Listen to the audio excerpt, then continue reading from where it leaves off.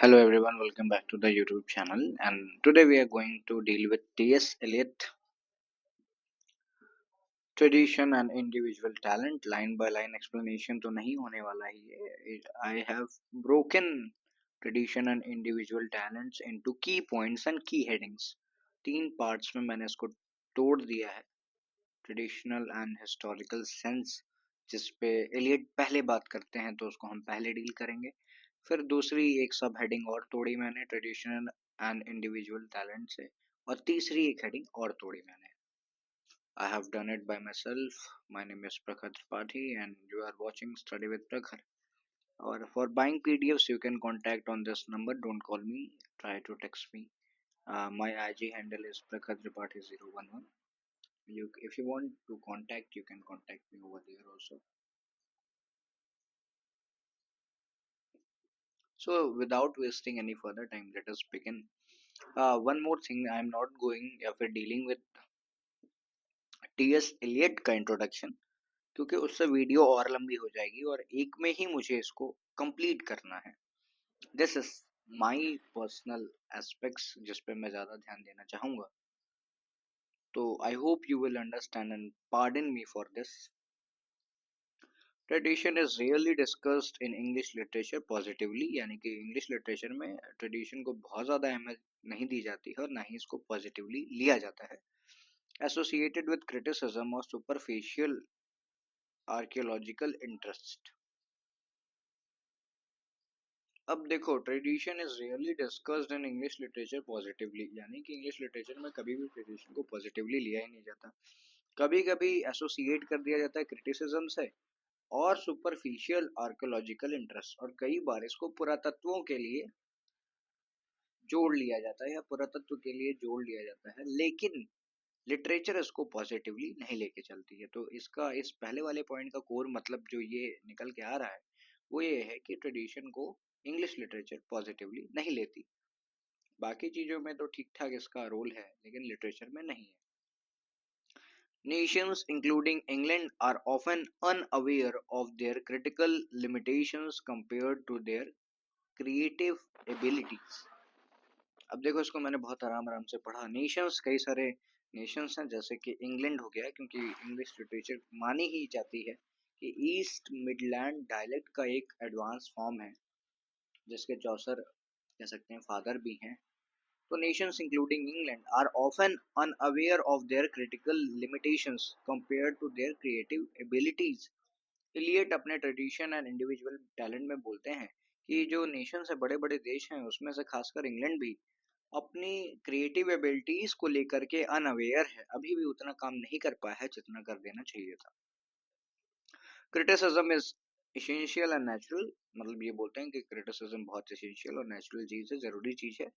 Helping articulate and refine the process of evaluating literature. अगर literature को आपको evaluate करना है तो उसके लिए क्रिटिसिज्म बहुत ज़्यादा ज़रूरी है, और ये बात बोलने वाला मैं नहीं हूँ, ये बात बोलने वाले T.S. Eliot खुद हैं. Moving on to the next point. देखो, ये जो हेडिंग है ट्रेडिशन एंड हिस्टोरिकल सेंस, तो अब हमारी जो हेडिंग थी ट्रेडिशन एंड इंडिविजुअल टैलेंट, तो हम उसमें ट्रेडिशन को पहले पढ़ रहे हैं. तो वहाँ पे एलियट ने इन सब बातों के बारे में क्या बोला है, या इन सब टॉपिक्स के बारे में क्या बोला है, उसे हम पहले पढ़ेंगे. Traditional criticism often over emphasize यानी ज्यादा जोर दे देना, the individuality of a poet, isolating their differences from predecessors. अब ये देखो, प्रेडिसेसर्स मतलब फोररनर्स, पूर्वज. ट्रेडिशनल क्रिटिसिज्म ऑफर over emphasizes the individuality of a poet, यानी कि पोएट के ऊपर ज़्यादा फोकस करता है. जो पुराना क्रिटिसिज्म है वो पोएट के वर्क्स के ऊपर ना फोकस करके पोएट के ऊपर ही फोकस कर देता है. और आइसोलेटिंग यानी कि अलग कर देता है, उनको अकेला कर देता है. देयर डिफरेंसेस फ्रॉम प्रेडिसेसर्स, अब उनके जो डिफरेंसेस हैं उनके पूर्वजों से, उसको आइसोलेट कर देता है, यानी बांध देता है, कंस्ट्रेन कर देता है. इसको और सिंप्लीफाई कर दो तो जो पुराने तौर तरीकों का जो क्रिटिसिज्म है, क्योंकि वो क्या करता है, वो पोएट पे ज़्यादा ध्यान देता है ना कि पोएट्री पे. इससे होता क्या है कि उनकी फैमिली लाइंस के ऊपर ज़्यादा बातें हो जाती हैं, या फिर उनका जो पूरा कह सकते हैं परिवार खानदान था उसके ऊपर बातें ज़्यादा होंगी. rather than उनके बीच में और उनके प्रेडिसेसर्स यानी उनके पूर्वजों के बीच में क्या डिफरेंस था ये नहीं बताया जाएगा, लेकिन हाँ सिमिलैरिटी क्या थी ये बात कर ली जाएगी, तो ये थोड़ा गलत हो जाता था। Eliot argues the best work often reflects a strong connection to predecessor rather than isolated uniqueness। अब ये देखो, इलियट बोलते हैं कि जो बेस्ट वर्क होता है वो रिफ्लेक्ट करता है स्ट्रॉन्ग कनेक्शन, बहुत ज्यादा स्ट्रॉन्ग कनेक्शन को रिफ्लेक्ट करता है to प्रेडेसेसर्स rather than isolated uniqueness। अब देखो यहाँ क्या हो रहा है कि एक जो आदमी है वो नॉर्मली तो यूनिक रहेगा ही, और यूनिक रहने की वजह से होता क्या है कि वो अपने प्रेडिसेसर से कुछ ना कुछ अलग होगा। जैसे I am different to my father, you people are also different to your father and mother, you have different appearance. आपके अंदर क्वालिटीज तो हैं लेकिन आपका अपीयरेंस अलग है। वैसे ही यहाँ कह रहा है कि इलियट कहते हैं, आर्ग्यू भी करते हैं, मतलब बहुत ज्यादा जोर देते हैं कि जो बेस्ट वर्क होता है वो स्ट्रॉन्ग कनेक्शन तो दिखाएगा। किसका स्ट्रॉन्ग कनेक्शन दिखाएगा? प्रेडिसेसर से। लेकिन ये नहीं दिखाएगा कि यूनिकनेस क्या थी। ठीक है, let me jot it down again. Eliot बोलते हैं कि जो अच्छे खासे वर्क्स होते हैं, बेस्ट वर्क्स होते हैं, वो स्ट्रॉन्ग कनेक्शन दिखाते हैं अपने प्रेडिसेसर्स को लेके, लेकिन ये नहीं दिखाएंगे कि उनकी ये यूनिकनेस क्या है। कि मान लीजिए मैंने कोई वर्क लिखा, तो उसमें क्या होगा कि मेरे वर्क की यूनिकनेस क्या है इस पे ज्यादा बात ही नहीं होगी। बात ये होगी कि मेरे जो माता पिता थे उनके बीच में और मेरे बीच में सिमिलैरिटी क्या थी, ये हो जाता है। तो ये थोड़ी गड़बड़ बात थी। Tradition requires significant effort and cannot be inherited। अगर आपको कल्चर को भी पाना है, ट्रेडिशन को भी पाना है, तो आपको बहुत काम करना पड़ेगा और आप इसको इनहेरिट नहीं कर सकते। ये आपके अंदर बाय बर्थ नहीं आएगा, you have to study for it. It involves developing a historical sense. आपको बहुत ज़्यादा पढ़ना पड़ेगा, ऐसा कहने वाले इलियट खुद हैं। Historical sense is the awareness of the simultaneous existence of the past and present in literature। अगर आपको हिस्ट्री मालूम है तो आपके पीछे क्या हुआ है वो भी आपको पता चलेगा, कि आपके पीछे कैसे लोग क्या क्या लिख के गए हैं और इस समय पे लोग क्या क्या लिख रहे हैं ये भी आपको पता चलेगा। तो दोनों मिक्स सेंस आपको मिल जाता है, for the present and for the past. A true artist creates with a connection to all of literature integrating their place in history। एक जो अच्छा आर्टिस्ट होता है creates with a connection to all of literature. एक जो अच्छा artist होगा वो सभी तरह के लिटरेचर को घोट के पी जाएगा या घोट करके घोल करके मिला करके उनसे एक लिटरेचर बनाएगा। इंटीग्रेटिंग मतलब एक साथ लाना, जॉट डाउन करना, एवरेज निकाल लेना, देयर प्लेस इन हिस्ट्री। अब इसको फिर से हम देखते हैं क्योंकि अब मैंने हिंदी भी बता दी। तो एक जो अच्छा आर्टिस्ट होगा वो कनेक्शन बनाएगा सारे सारे ही लिटरेचर से, और उन सारे लिटरेचर्स की क्या क्या प्लेस रही है हिस्ट्री में, उससे उठ करके जो नया लिटरेचर बनेगा सारे लिटरेचर्स का कनेक्शन बना करके उसे वो पेश करेगा। यानी कि अगर कोई एक बढ़िया बढ़िया राइटिंग होगी, एक बढ़िया पीस ऑफ लिटरेचर होगा, तो उसमें सारे ही एजेस के कहीं ना कहीं एलिमेंट्स देखने को मिल जाएंगे, और उसी टाइम पे सारी एजेस के एलिमेंट्स को देखते हुए वो लिटरेचर का वर्क इस काबिल भी होगा कि वो प्रेजेंट टाइम में भी कॉम्पिटिट कर सके। यानी कि आज का जो पीरियड है पोस्ट मॉडर्निज्म के बाद ये जो पोस्ट मॉडर्निज्म जो चल रहा है हमारे यहाँ 1945 से कह लो टिल नाउ तक का जो पीरियड है, उसमें क्या हो रहा है कि आज तक के पीरियड में अगर कोई ऐसी राइटिंग आ जाए जो पीछे के सारे एरास की बात कर ले थोड़ी थोड़ी, और आज के एरा में भी वो क्या कह लो कि आज के एरा में भी वो सिग्निफिकेंट हो, तो इस तरह की राइटिंग की बात हो रही है। और वो करने वाला काम, ये काम कौन कर पाता है? एक ट्रू आर्टिस्ट ही ऐसा काम कर सकता है। नो पोएट और artist can be understood in isolation. अगर आप किसी एक पोएट या किसी एक आर्टिस्ट को अकेले पढ़ना चाहें, उसकी एज से ऊपर उठ के, उसके पेरेंट्स से ऊपर उठ के, उसके बैकग्राउंड से ऊपर उठ के, उसके कल्चर से ऊपर उठ के, उसकी हिस्ट्री से ऊपर उठ के, तो आप ऐसा काम नहीं कर सकते हैं। Their significance lies in their relationship with predecessors. उनका जो सिग्निफिकेंस है उनके प्रेडिसेसर्स यानी कि पिछली एज के लोगों से जुड़ा हुआ होगा। Let me give you examples. अब हम उल्टा जाएंगे, जैसे जो पोस्ट मॉडर्न एरा है, पोस्ट मॉडर्न एरा के पीछे वाला जो एरा था that was modern period. Modern period के जो पीछे वाला एरा था that was the Victorian period. Victorian period के पीछे वाला जो एरा था द रोमांटिक पीरियड आएगा। रोमांटिक पीरियड के पीछे वाला जो एरा था वो नियो क्लासिकल पीरियड था। नियो क्लासिकल पीरियड के जो पीछे वाला पीरियड था वो रेनेसांस पीरियड था। रेनेसांस पीरियड के भी जो पीछे वाला एरा था द मिडिल कह लो या फिर कह लो द मिडिल इंग्लिश पीरियड बोल लेते हैं चलो।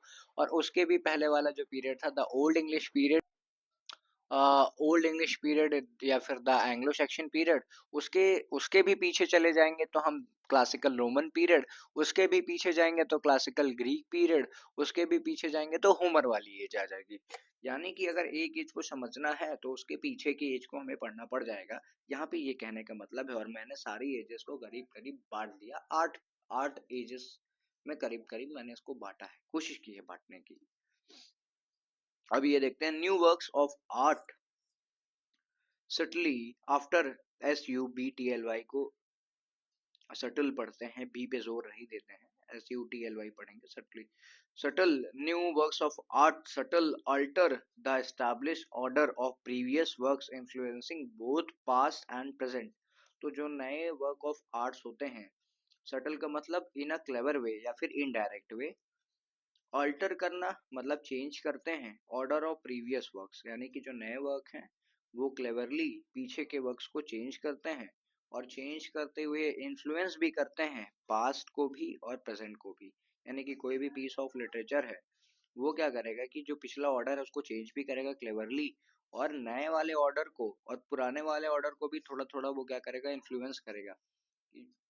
कि जैसे अगर आप डॉक्टर फॉस्टस पढ़ेंगे या आप हैमलेट पढ़ेंगे तो हैमलेट के पीछे भी इस तरह की कई बार कहानियां आ चुकी थी, जैसे ये थॉमस किट का ये जो और हैमलेट करके जो था द स्पेनिश ट्रेजेडी। तो ऐसे करके उसके पुराने पुराने और वर्क्स भी मिलते जाएंगे, छोटी छोटी फोकलोर्स भी मिल सकती हैं उस बारे में।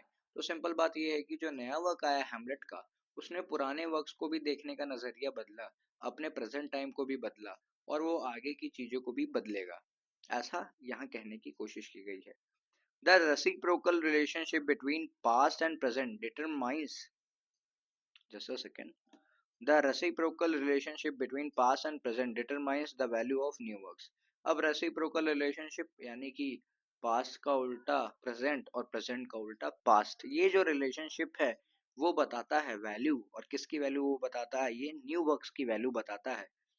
यानी कि एक जो वर्क है, एक नॉर्मल सा लिटरेरी वर्क कोई भी उठा लो, तो अगर उसका पास्ट जब तक नहीं समझोगे तब तक तुमको उसकी वैल्यू नहीं पता चलेगी। उसका प्रेजेंट यानी कि प्रेजेंट सिनेरियो में उसकी क्या वैल्यू है, तब तक आपको, जब तक आप ये नहीं समझ पाते हैं तब तक आपको उसकी वैल्यू कभी भी पता नहीं चलेगी।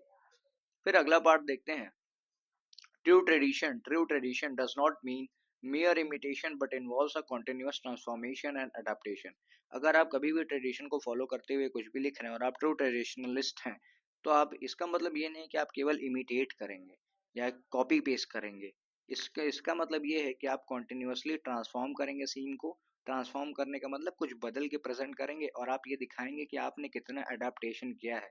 यानी कि आपने ट्रेजेडी, जैसे शेक्सपियर का एग्जांपल ले लेता हूँ, तो थॉमस किड की ट्रेजेडी से वो इंस्पायर्ड था, लेकिन उसकी स्टोरी बिल्कुल सेम नहीं थी, वो रिवर्स स्टोरी थी, रेसिप्रोकल वाली स्टोरी थी। तो यहाँ पे भी वही हो रहा है कि आप सेम चीज कॉपी पेस्ट कर देंगे या टिप देंगे तो आपका काम नहीं चलेगा। यू हैव टू, एक तरह से कह सकते हो कि क्रिएटिवली कॉपी इट, आप क्रिएटिवली कॉपी करिए और क्रिएटिवली कॉपी करके कुछ नया लाइए। तो इससे क्या होगा कि आप कॉन्टिन्यूस ट्रांसफॉर्मेशन भी दिखा सकते हैं और अडेप्टेशन भी दिखा सकते हैं। Point number 13, artists must remain aware of evolving collective mind of their culture and its history। एक जो आर्टिस्ट है उसको अवेयर रहना चाहिए, किस बात से अवेयर रहना चाहिए, इवॉल्विंग कलेक्टिव माइंड, यानी कि वो अपने आसपास के सभी लोगों को इवॉल्व करना चाहिए। कैसा आर्टिस्ट होना चाहिए, जो अवेयर हो इस बात से कि उसके आसपास के लोगों का माइंड कैसे इवॉल्व होगा और कलेक्टिवली कैसे इवॉल्व होगा, mind of their culture and history, culture and it's history.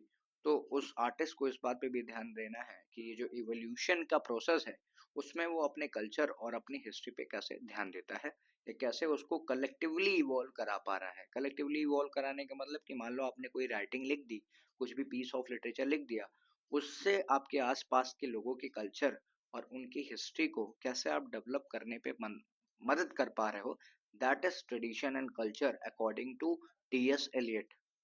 Point number 14, progress in art is not improvement, art का जो प्रोग्रेस है वो केवल इम्प्रूवमेंट नहीं होता but a refinement.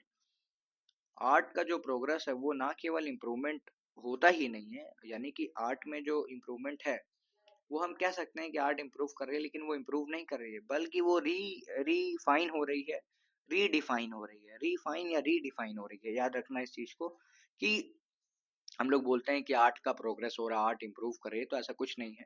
Art progress in art is not improvement, यानी कि art का जो प्रोग्रेस है वो केवल इम्प्रूवमेंट नहीं है, लेकिन वो रीफाइनमेंट है and complexity in response to historical changes.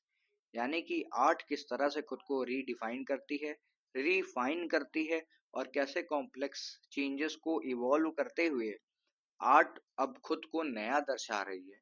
ये सब मिला लो तब जाके प्रोग्रेस बन पाता है। तो इस वाले पॉइंट को मैं दोबारा बता देता हूँ कि एक आर्ट का वर्क या फिर कभी भी कोई भी आर्ट अगर कहते हो कि वो प्रोग्रेस कर रही है, तो इसका मतलब ये नहीं कि वो इम्प्रूव कर रही है, इसका मतलब ये है कि वो रीफाइन हो रही है और रिफाइन होते हुए कॉम्प्लेक्स चेंजेस ला रही है अपने अंदर।